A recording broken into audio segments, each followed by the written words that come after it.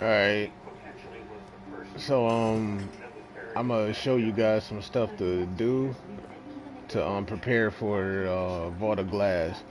As a Titan class, I'm a Titan main, so I don't know what you would do per se with a Warlock or a Hunter, but in terms of a Titan, I can pretty much show you guys what to do and how to prepare. So we're gonna go. We're gonna start with weapons. So for your primary kinetic slot, I have the False Promises. It has max range. You guys may not have one with max range, but it's pretty good. I think it's one of the best auto rifles in PvE. It hits like a truck, and you can't go wrong with Rampage and Killing Wind. Then we got Wither Horde. That's self-explanatory. Just the beauty of Wither Horde too is that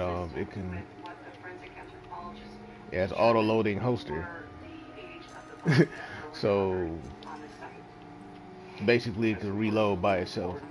Of course you can't go wrong with a sniper. So this is the sniper rifle that I have right here, and then get you a hand cannon because we might have some overloads or something like that. So I want to change the scenery. Like, quick, hold on. Let's change the scenery because all these people talking in the background. And this is killing me right now.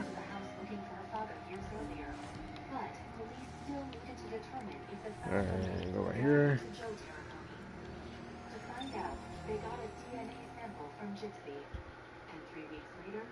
So we went over kinetics.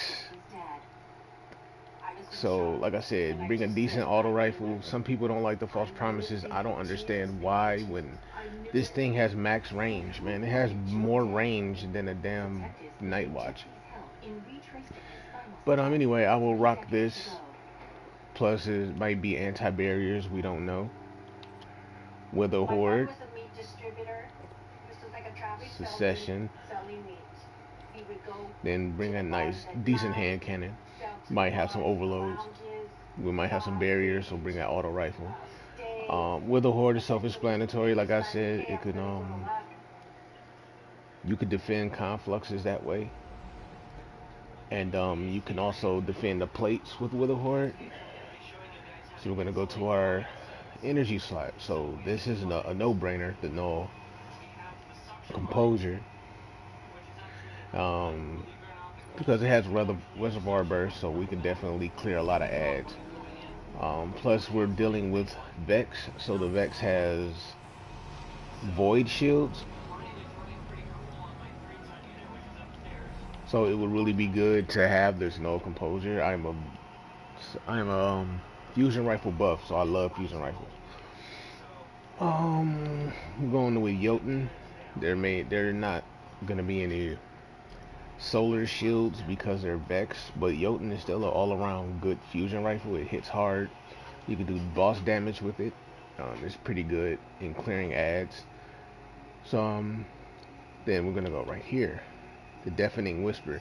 Now, actually, I will roll with this. This is actually gonna be my loadout, and you may think I'm crazy, but I'm not, because let's see here. I'm gonna use this, and it's a really good ad clear. Think of the thermite grenade, but it's void. Plus, it has auto loading holster. So to be quite honest with you, this is the loadout that I will rock. Boom, boom. Now you're thinking, why the hell is he using two specials? Well, you're just gonna put a bunch of grenade launcher finders, and that's it.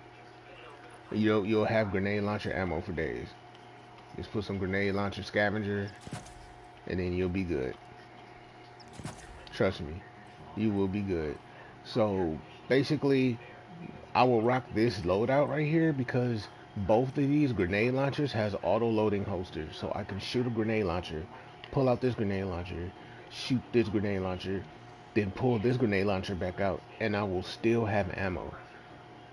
And like I said, these are not your traditional grenade launchers. This grenade launcher has a pool of taken essence that kill enemies. This grenade launcher is like a void wall grenade or a thermite grenade.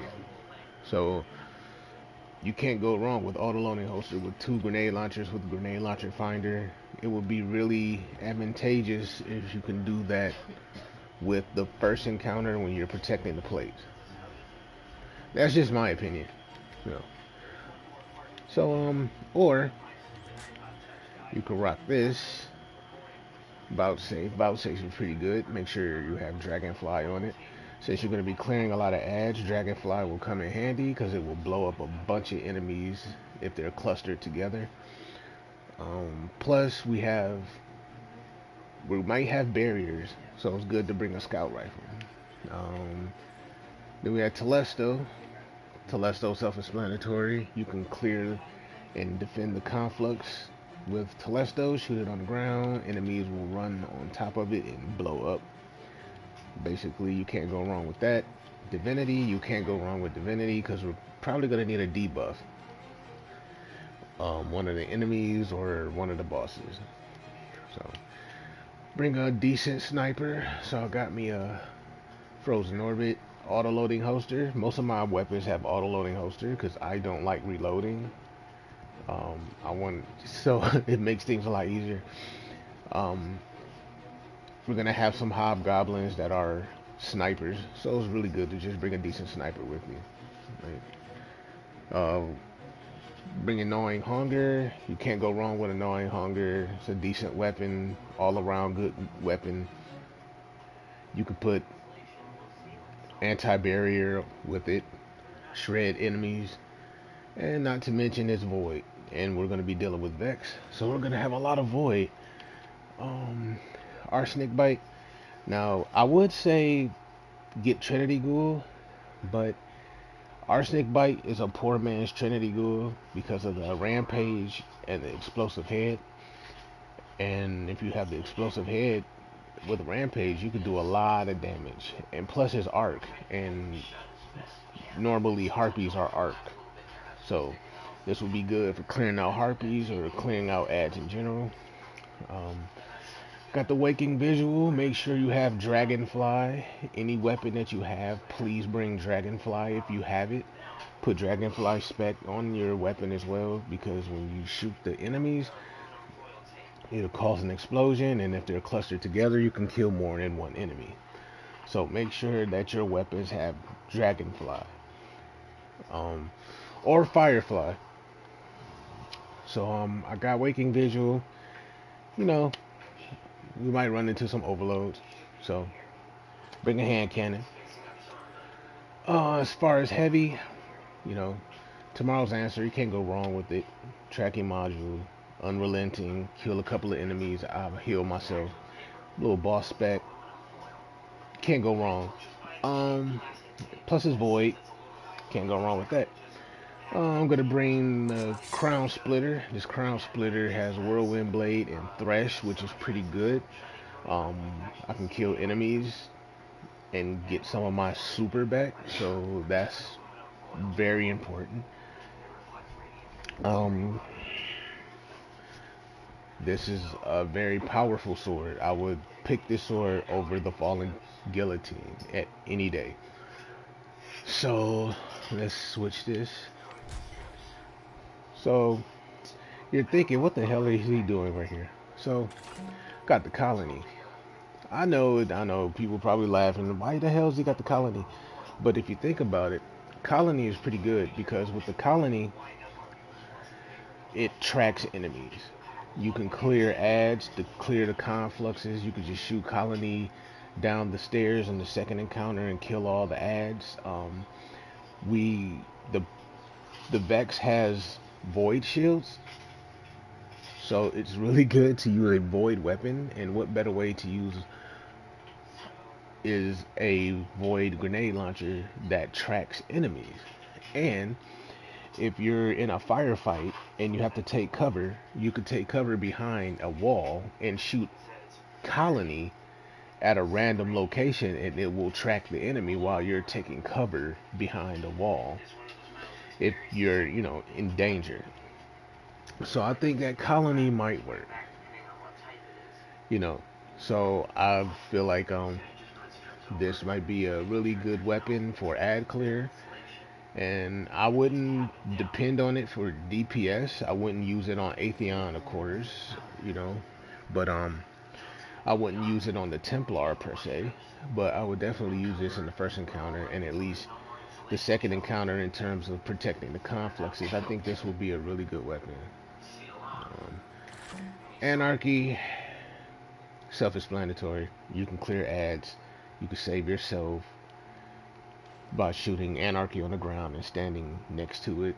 It's good for boss DPS, but it's good for boss DPS, but the thing with the boss DPS is you'll shoot Anarchy a couple times, and then I would say probably use a sniper rifle. You know, so shoot Anarchy a couple times, shoot him with a sniper rifle, pull Anarchy back out, shoot him a couple times, pull out a sniper rifle. I think it'd be a good idea to use that against Atheon. Got Lament, self-explanatory. I think we might use Lament for the Gorgons. I think in one of the challenges we might have to kill one of the Gorgons. So I'll say that everybody rock Lament. One person has Divinity, and we can kill the Gorgons, because I think that that's going to be one of the challenges. What else I have in here? Threaded Needle, auto-loading holster. I love my auto-loading holster. I don't like reloading. Frenzy, pretty good. Get a 15% damage buff. Plus linear fusion rifles got a buff in general. So that would be pretty good. Plus it's void, so you can't go wrong with that. In terms of void shields from Vex. Then you got Whisper. I'm gonna want people saying, why the hell has he got Whisper? But I've seen like in old D1 videos where they were using sniper rifles to do damage on Atheon when they're on that little island. So if you're on a little island, a little stone island, and I think that it'll be cool to have the Whisper. That way it could do some decent boss damage without you getting close to Atheon. So I think that these are the heavies you should have. At least this is what I should have for me, because I like, I'm just comfortable with these weapons right here. But you can mix and match. But I make sure I have auto-loading holster on most of my stuff, so that I can, because if you have auto-loading holster on a lot of your weapons, basically you can defend the conflux and the plates more efficiently, because you don't have to reload, because every second counts. So for the first, of course, I'm rocking Bubble with Void. So this is my go-to exotic. So I'm going to use a Cressa Alpha Lupi. Popping your barricade heals you and allies, and the higher my resilience, the faster I can pop my ability. So for the exotic, so basically I can heal people within 17 seconds every time I pop my shield. So I will use the Caress of the Falling Star only because there's a challenge, and you have to kill the wyverns with supers only. So what better way to do that is to use the Crest of the Falling Star. Let's see. You can also use Ursa Furiosa. You'll get your super back really fast with Ursa Furiosa, because the harder the enemies hit, the more super energy you get back. And since this is a raid, and it's a contest raid, it's like It's pretty much like a Grandmaster Nightfall, so you're gonna get your super back really fast. So that couldn't help in terms of defending and things of that nature. As far as helmets, I will rock the Saint 14, Helmet Saint 14. If you're getting overwhelmed at the conflux, you could just pop your bubble. The Helm of Saint 14 will blind your enemies and give you and your team a overshield. So that can possibly work if you're getting overran by the ads and when you're defending the conflict. Um, I'll rock Lion Rampants only because of that small jumping puzzle. That jumping puzzle is easy. So you might not need Lion Rampants, but just to make your life a lot easier, just put them on. And Precious Scars, I guess you can use this. I mean, it's pretty good. I guess you get a overshield when someone picks you up. You get an overshield when you pick up somebody that is down. That could come in clutch, depending on the situation. If you want to go full crayon Titan punching mode, I will rock Synthoceps. But I will rock Bottom Tree with Synthoceps only because of the knockout. Because every time they said shields increase your melee range and damage. Well, breaking their shields, I should say. So you can easily do that if you're surrounded with surrounded by enemies. Because when you're surrounded by two or more enemies, the damage buff of Synthoceps will activate. So you got the frontal assault, so you can take advantage of these perks using your melee ability with Synthoceps. So going back over it, you would need the Helm of Saint 14, Precious Scars, Synthoceps if you want to get nasty and up close and personal, or if you want Ursa Furiosa, I will rock the Cressa Alpha Lupi or Lupi and the Caress of the Falling Star. I would definitely use that. And I don't know why I got these, but these are pretty cool. But I wouldn't use it for the raid. I would use this for like a proving grounds or a raid with Cabal, since Cabal primarily has solar shields and whatnot. Um, these are the exotics that I would use. I gave examples of why would I use these. Um, and I'm just gonna go over everything that I have.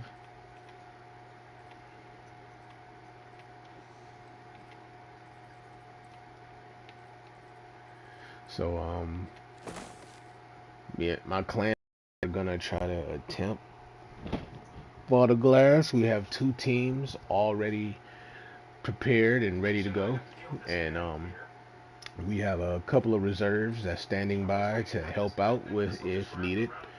So it's gonna be fun. I don't think this is gonna be a hard raid. I think the most challenging thing is the challenges.